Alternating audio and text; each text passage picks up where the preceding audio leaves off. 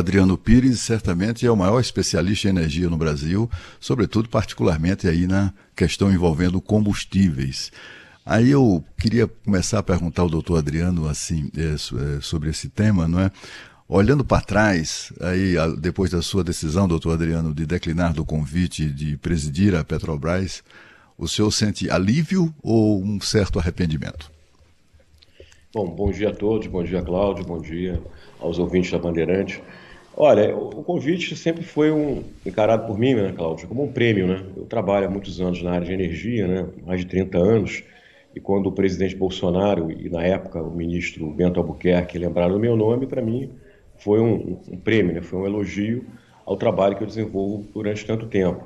Mas como bem vocês falaram, eu tinha um problema de conflito de interesse, é uma empresa que eu montei também há mais de 30 anos, tenho gente que trabalha comigo há muito tempo, e eu cheguei à conclusão que não era aquele momento bom para mim e assumir a presidência da Petrobras. Então não tem arrependimento, tem é que foi no momento errado da minha vida profissional, da minha vida pessoal, também tinha problemas pessoais envolvidos, e por isso que então eu declinei. Não me arrependo de ter declinado, mas também continuo feliz de ter sido lembrado para esse cargo. Né? Um cargo tão importante, afinal de contas, a Petrobras é uma empresa brasileira, uma das maiores petroleiras do mundo, e ser presidente da Petrobras acho que é motivo de orgulho para qualquer brasileiro. Mas, doutor Adriano, então, assim, emendando aí a pergunta, eu queria saber o seguinte, enfim, é claro que isso é uma coisa de hipótese, né, que não é o caso aqui, sobre se o senhor estivesse no cargo, etc e tal, não se trata disso, mas eu queria saber o seguinte, qual é a solução para esse problema, né, porque nós temos aí uma empresa que já foi estatal, que tem hoje absoluta autonomia, está no mercado, né, de ações, tem obrigações com relação a isso, não pode agir fora, digamos assim, né, daquele enquadramento, porque senão isso prejudica a própria empresa, prejudica o país, etc. Né? Mas tem ali um problema, né, que é a Petrobras parece não ter se, como é que eu diria, ter se livrado dos compromissos, inclusive previstos na Constituição de sua função social, há acusações nesse sentido, né? Enfim, e está uma empresa completamente sem controle, ninguém manda ali, quer dizer, não mandam, que eu digo assim, o acionista majoritário não manda, troca o presidente, mas não adianta, né? Não adianta porque qualquer presidente que chegue lá não vai dar um tiro no pé e contrariar essas regras de mercado, leis de estatais, a lei das estatais, etc. Eu queria saber do senhor, qual a solução para esse impasse? Olha, Cláudio, eu faço uma brincadeira, né? Que eu falo assim, Petrobras quando dá lucro é um problema. Petrobras quando dá prejuízo é um problema. Então a Petrobras é um problema. Como é que a gente faz diante de uma empresa como essa? Eu acho que o modelo da Petrobras é um modelo que tem apresentado, né, problemas insolúveis. Qual é o modelo? O modelo de empresa de economia mista. Empresa de economia mista no Brasil, me parece que não funciona. Porque acaba que, como você bem disse, o acionista majoritário, que é o governo, não manda, mas ele sempre tem a tentação de usar a empresa como instrumento de política econômica e para ganhar a eleição. Você sabe muito bem disso, que durante toda a existência da Petrobras, de maneiras, de intensidades diferentes, sempre os governos usaram a Petrobras para controlar a inflação, para ganhar a eleição. O acionista controlador da Petrobras, que é o governo, ele nunca olhou para a empresa preocupado se está produzindo petróleo, se é eficiente, se dá lucro. Ele sempre olhou para tentar, então, controlar preço e ganhar a eleição. Então, eu acho que o debate que a gente tem que entender com a Petrobras é o seguinte: se a gente quer uma empresa para vender gasolina barata, para fazer populismo, para controlar a inflação, para ajudar a eleição, vamos estatizar a Petrobras. Porque muita gente acha que a Petrobras é estatal. A Petrobras não é estatal. A Petrobras é uma empresa de economia mista, como eu falei, que tem acionista privado e você não pode usar o dinheiro do acionista privado para fazer política econômica. Ou então vamos para o modelo de privatizar. A gente quer uma empresa que respeite regras de mercado, que dê lucro, que seja eficiente, que produza mais petróleo, então vamos privatizar. Então é isso que eu acho que a gente tem que debater. Esse modelo de economia mista, ele nunca funcionou e nem vai funcionar. E esse ano a gente está vivendo um momento muito específico, um momento cheio de anormalidades. Quais são as anormalidades? Petróleo a mais de US$ 100, por causa da eleição, real muito desvalorizado em relação a dólar e ano de eleição. Então aí começa o debate eleitoral em torno da Petrobras. Vai controlar preço, não vai controlar preço, troca presidente, troca ministro, e isso não adianta nada. Eu acho que o que acontece na Petrobras hoje, ela está tendo uma gestão, na minha opinião, correta, que ela está acompanhando o mercado internacional, ela está dando um lucro muito bom, ela é uma das empresas mais lucrativas do mundo, porque ela está mostrando que ela é uma das empresas de petróleo mais eficientes do mundo, e o governo poderia usar esse dinheiro do petróleo, porque agora, né, Cláudio, diferente lá dos anos anteriores, o Brasil não é mais grande importador de petróleo. O petróleo está gerando uma receita extraordinária para o Brasil e para uma série de países. A gente viu recentemente que no Reino Unido se colocou um imposto de 25% em cima das petroleiras, de uma maneira, na minha opinião, correta, um imposto temporário. Por quê? Porque esse lucro extraordinário que as petroleiras estão tendo nesse momento não é porque elas estão sendo mais eficientes, que elas inovaram tecnologicamente, é porque o barril do petróleo está mais de 100. Então, o que o governo tem que fazer, na minha opinião? É fazer política pública. Pega a receita que está no Tesouro. Hoje o setor de petróleo é o setor que mais bota dinheiro no Tesouro. Hoje o setor de petróleo é o setor que mais arrecada ICMS para os estados. Então todo mundo pega um pouquinho desse dinheiro e vamos socializar um pouco desse dinheiro com a sociedade, com a população brasileira, para que ela não pague tão caro pela gasolina, pelo diesel, pelo botijão de gás. Então eu acho que a solução não é controlar preço é coisa do passado, é coisa dinossáurica. Eu fico, por exemplo, vocês aqui estão acompanhando o debate eleitoral, assustado com o compromisso, por exemplo, do presidente Lula com o passado, quando ele fala que quer abrasileirar o preço.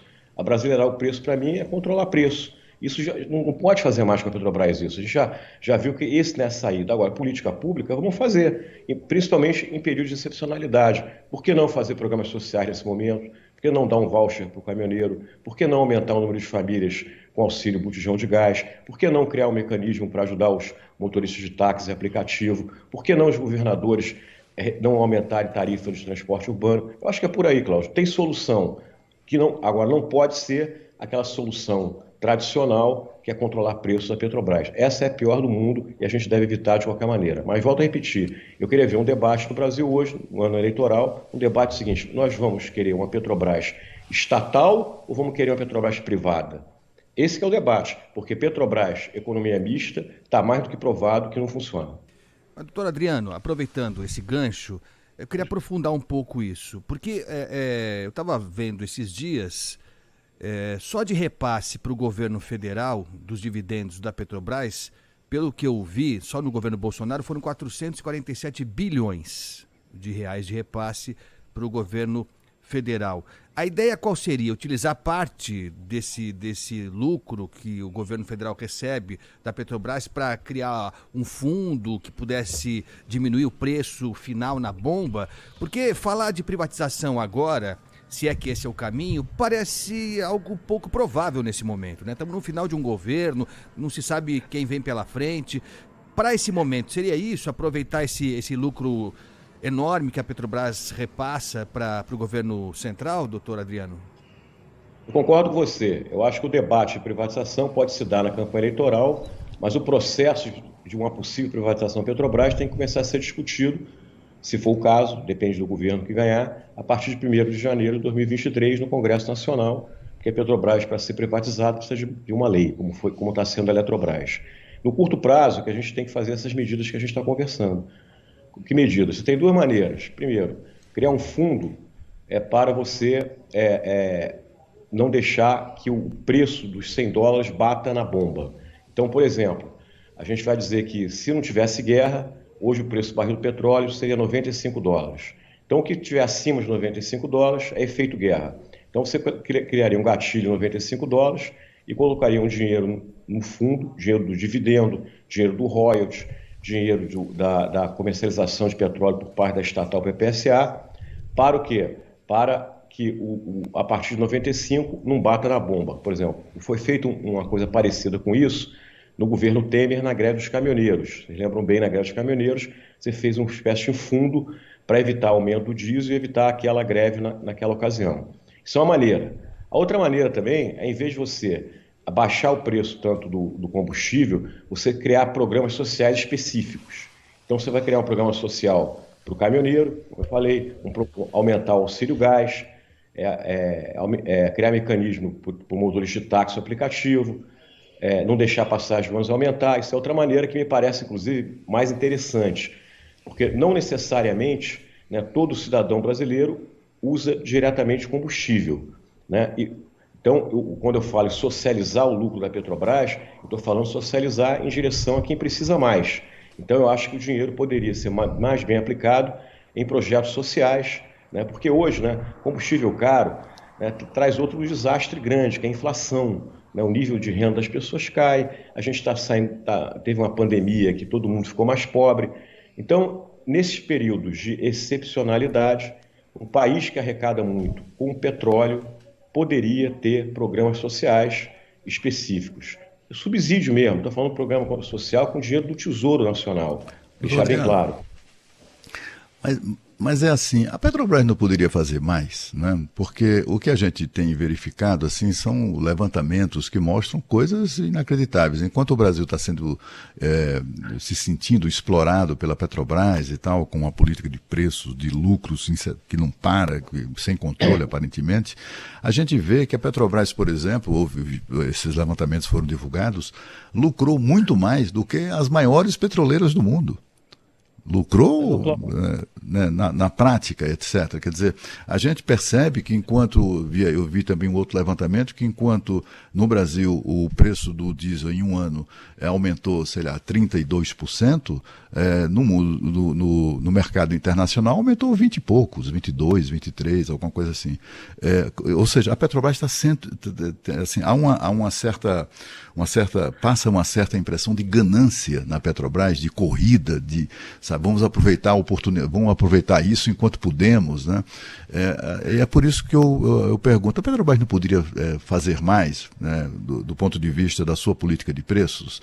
Ou seja, ok, vamos transferir ali vamos fazer a equiparação com o mercado internacional, etc. Mas aí cai o mercado, o valor do produto no mercado internacional e não cai no Brasil. Pelo contrário, a Petrobras diz que há defasagem e tal, aquela coisa toda que a gente conhece.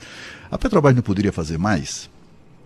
Olha, Cláudio, vamos tentar dividir em duas partes a resposta. Primeiro, o seguinte: eu acho que o lucro da Petrobras é bom, porque mostra uma empresa eficiente. Se ela está ganhando mais do que a Shell, do que a ExxonMobil, que outras petroleiras, é porque ela hoje tem uma coisa que se chama pré-sal. Então, o custo de exploração e produção do barril de petróleo pré-sal é muito baixo, ele é um dos mais baixos do mundo, com grande produtividade. Por isso ela está dando tanto lucro, né? E empresa de petróleo, ela dá muito lucro quando o petróleo está caro. Quando o petróleo está mais barato, ela dá menos lucro. Então, o lucro está todo mundo tendo. A Petrobras está tendo um pouco mais, volto a dizer. E a gente deveria até gostar disso, elogiar, porque ela está sendo mais eficiente. E esse dinheiro do lucro dela vai grande parte dele, como já foi dito aqui, para o governo, através de dividendos.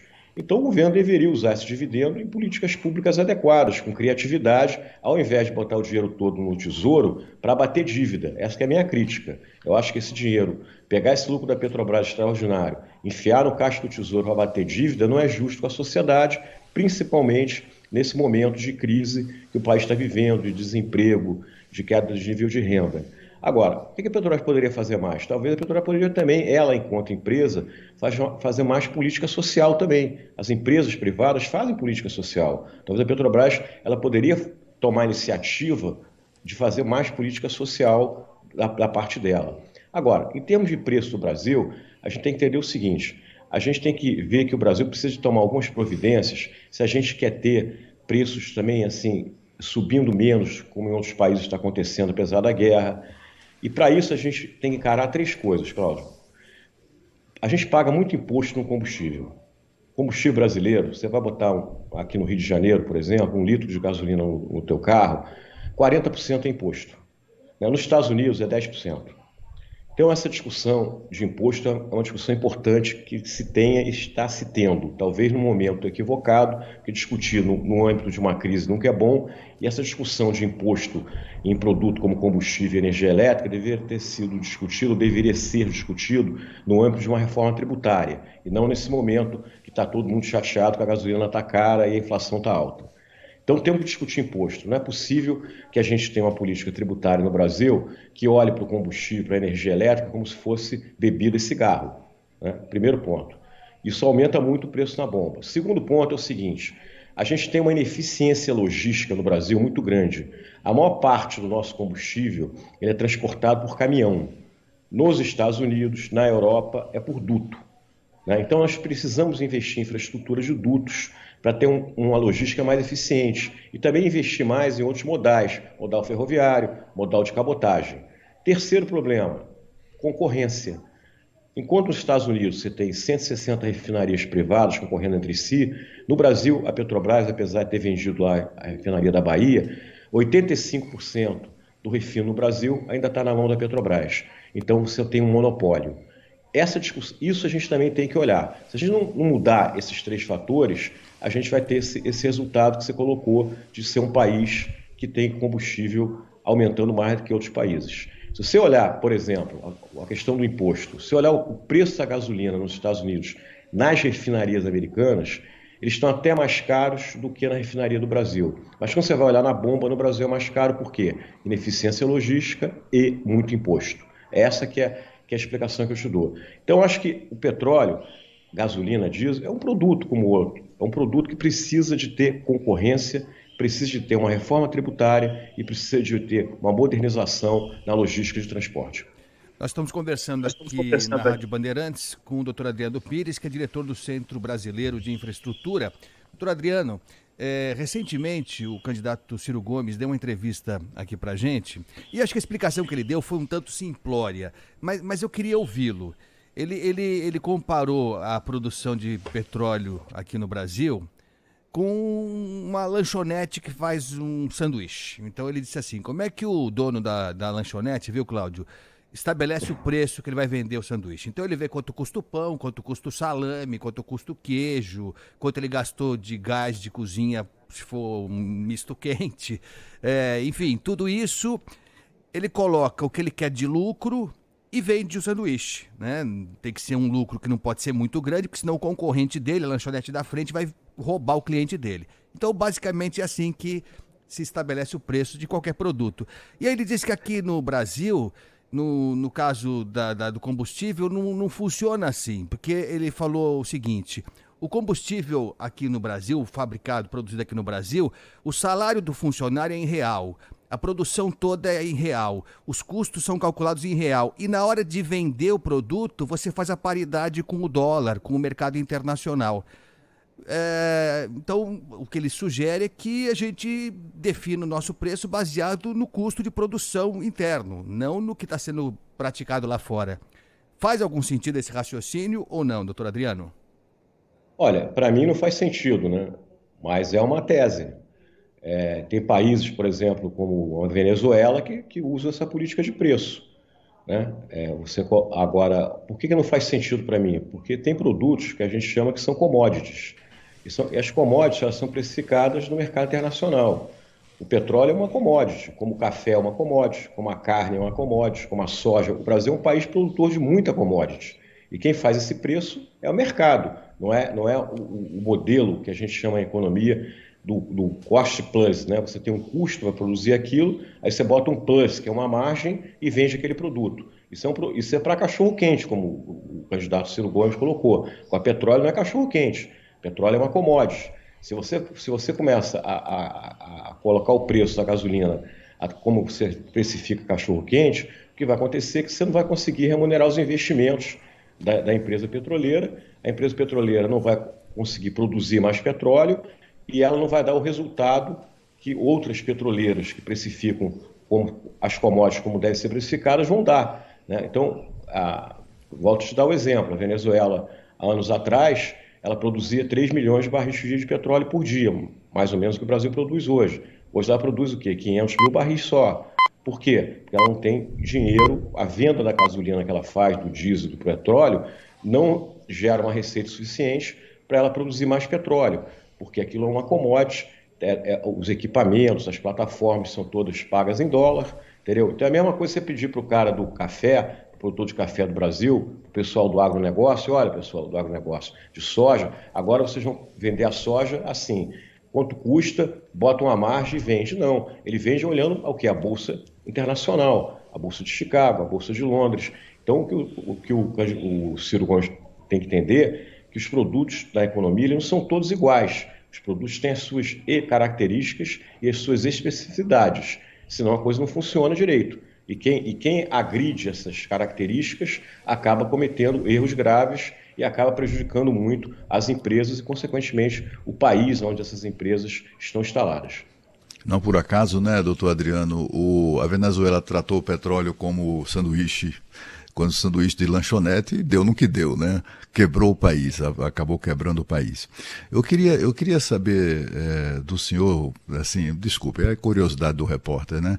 Eu queria saber do senhor como é que eu diria, dos detalhes do seu convite e, porque assim, o senhor é considerado o maior especialista no assunto no Brasil. Aí o presidente convida, puxa vida, o senhor aceita.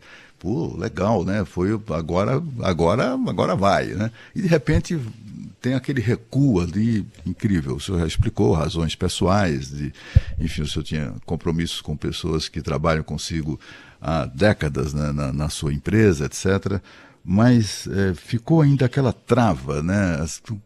Aquela frustração de todo mundo com relação a esse episódio. E eu queria saber o seguinte, pesou mais, por exemplo, a questão envolvendo o presidente do Flamengo, que seria o presidente do Conselho de Administração, quando ele resolve sair, isso, como é que eu diria, deixou o senhor sem chão do ponto de vista do apoio que seria importante, daquela parceria com ele, que seria importante para lidar com o Palácio do Planalto, teve esse componente também. Eu queria que o senhor falasse sobre isso. Não, o Cláudio não teve esse componente, não. O Rodolfo Landim é um amigo de longa data, né? Uma pessoa também especialista na área de petróleo, um profissional aí que trabalhou durante décadas na Petrobras, e a recusa dele foi a recusa dele, a minha recusa foi a minha recusa. A gente não combinou de recusar junto, e quando ele inclusive recusou, foi convidado primeiro do que eu para ser o presidente do Conselho da Petrobras, e também ele declinou primeiro do que eu a presidência do Conselho. Como eu te falei, quer dizer, eu fui pego de surpresa para ser presidente da Petrobras, mas foi uma surpresa boa para mim, que foi bacana ser lembrado para um cargo importante, mas a análise é que não estava dando para mim naquele momento, como eu já repeti várias vezes, quer dizer, eu tive uma conversa com o presidente sempre muito franca, tanto com o presidente quanto com o ministro de Minas e Energia.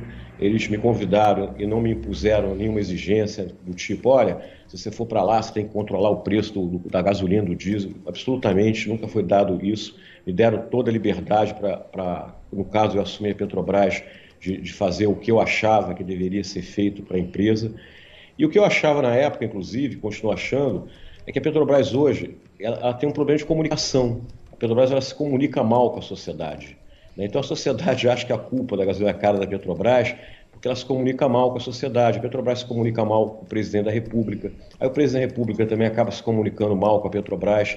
Então a minha ideia de ir para lá era tentar uma comunicação melhor com o acionista majoritário e com a sociedade brasileira. Agora, não deu porque, como eu te falei, quando eu olhei o que eu ia ter que abrir mão, quando eu olhei as pessoas que eu ia prejudicar com isso, eu falei assim, eu não posso ser egoísta a tal ponto de assumir um cargo que eu sempre desejei, vamos falar a verdade. Qual o profissional da área de energia que não desejaria ser presidente da Petrobras? Acho que todos. Mas a gente tem momentos na vida, né, Cláudio? Você sabe muito bem disso, a gente vai ficando velho e vai aprendendo essas lições, que a gente tem que deixar um pouco a vaidade de lado e colocar a razão na frente, inclusive para o nosso bem pessoal e para o bem do país. Então eu acho que eu tive essa felicidade de colocar a razão na frente da emoção e da vaidade, e quem sabe, né, também estou aqui ainda, né, quem sabe um dia não me convidam de novo para ser presidente da Petrobras e vai que eu aceito, né? Eu acho que o senhor se livrou de uma boa, viu? O senhor se livrou de uma boa, porque o senhor não ia ser diferente dos outros. Ele não ia, o presidente... Aliás, eu acho interessante, viu, Cláudio? Acho interessante, o doutor Adriano Pires disse que a Petrobras se comunica mal com a população brasileira. Acho que é verdade, Mas em relação ao presidente, não sei, não me parece que o problema seja de comunicação. O presidente quer tirar de cima dele a responsabilidade pelo preço alto do combustível. Ele vai jogar para cima de quem? Para cima do presidente da Petrobras, sobrou para o ex-ministro das Minas e Energia também. eu não percebo que seja algo de falta de compreensão do presidente. É uma estratégia, me parece, uma estratégia. E só para encerrar da minha parte, essa mudança... Bom, vamos para o quarto presidente da Petrobras só no período Bolsonaro. E aí a gente entra numa situação delicada, porque o senhor não aceitou por conflito de interesse, né? O senhor avaliou e decidiu declinar. Agora o que se diz do talvez futuro presidente, Caio, que já é Caio, hein? Já vem com o nome de Caio, é mau presságio. Mas Caio Mário de Andrade, que ele não é do ramo. Então como é que a gente faz? A gente vai ter que escolher quem? Quem é do ramo não pode, quem não é do ramo não pode, vai ficar difícil, não vai não? Olha, eu acho que essa coisa de ficar trocando de presidente da Petrobras é muito ruim, né? Para a Petrobras, para a empresa, para o Brasil, né? Porque acaba se criando uma instabilidade desnecessária. Como você falou, o problema não resolve trocando presidente, né? O problema se resolve de outra forma, eu volto a repetir, com política pública, né? E o presidente Bolsonaro, diferentemente, por exemplo, da presidente Dilma, ele tem uma situação muito mais complicada em relação à Petrobras. Por quê? Porque na época da presidente Dilma, você não tinha o compliance da Petrobras, as normas não eram tão rígidas como são hoje, né? No governo Temer, né, ainda na gestão do Pedro Parente como presidente, você colocou determinadas regras na Petrobras, no Estatuto Social, que, de certa maneira, blinda a Petrobras dessa tentativa, de qualquer tentativa populista de usar a empresa para controlar a inflação e para segurar preço, para ajudar na eleição. Então, o presidente está chateado, ele tem razão de estar chateado, porque ele está no ano eleitoral, e para responder ao eleitor dele, ele vai e faz essas coisas, ficar trocando o presidente para tentar, sei lá, ver se alguém chega lá e tira um coelho da cartola e ajuda ele a resolver esse problema. Mas, infelizmente, quem pode ajudar a resolver o problema é os de fora, né? Quer dizer, é a OPEP produzindo, botando mais petróleo no mercado. Talvez o governo americano aumentando a taxa de juro também vai levar a uma queda do preço do barril, como aconteceu na década de 80, depois dos choques do petróleo. Agora, esse negócio que você falou de um presidente que não é do ramo, também é uma coisa curiosa.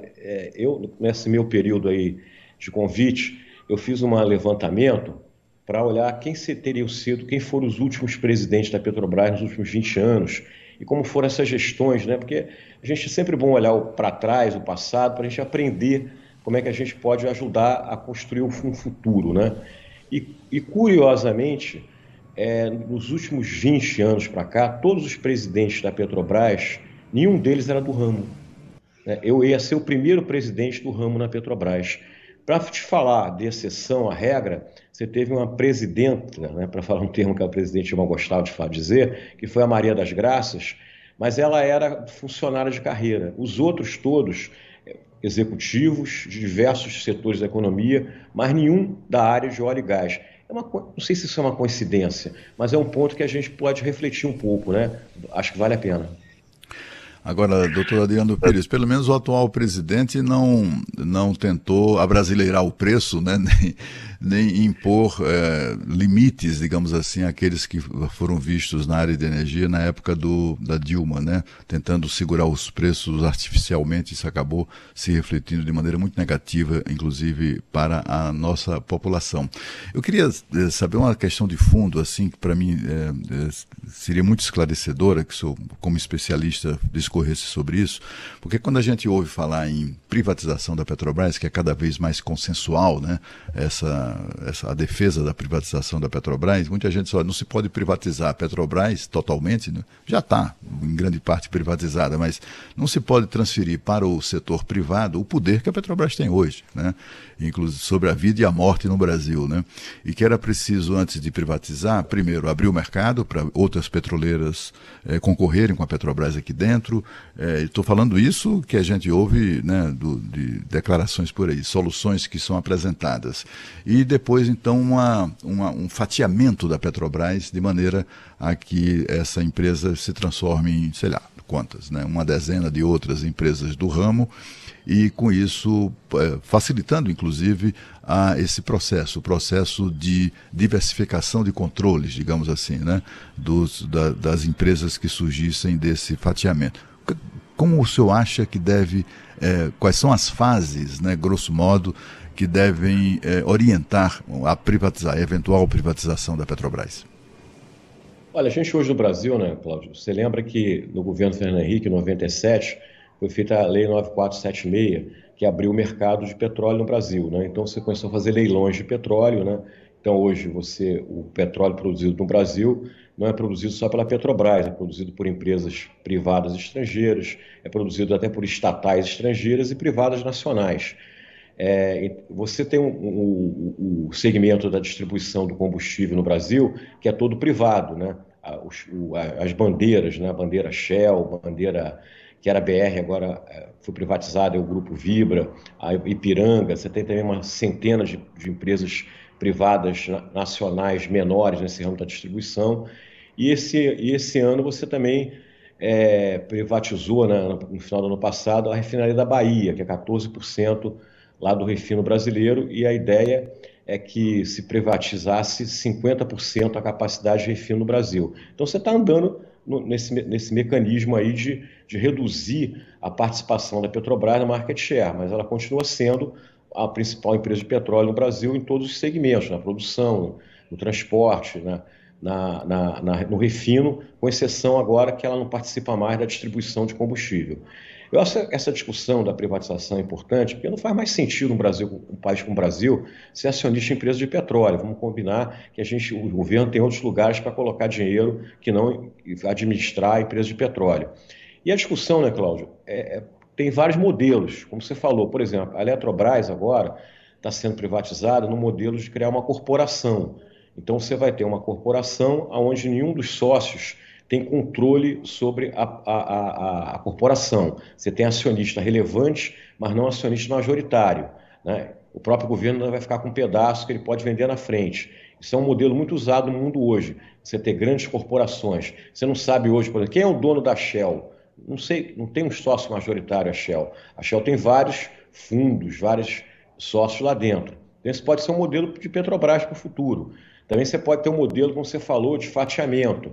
Na década de 30, por exemplo, você tinha nos Estados Unidos a Standard Oil, lá do Rockefeller, que foi fatiada pelo órgão de luxo americano e acabou criando o que a gente denominou depois das 7 grandes irmãs petroleiras.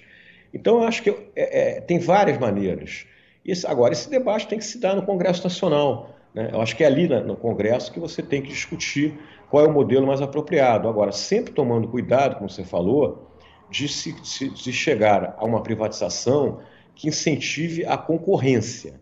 Porque pior que monopólio na mão do governo, monopólio na mão do privado, né? Monopólio é o pior regime econômico para a sociedade.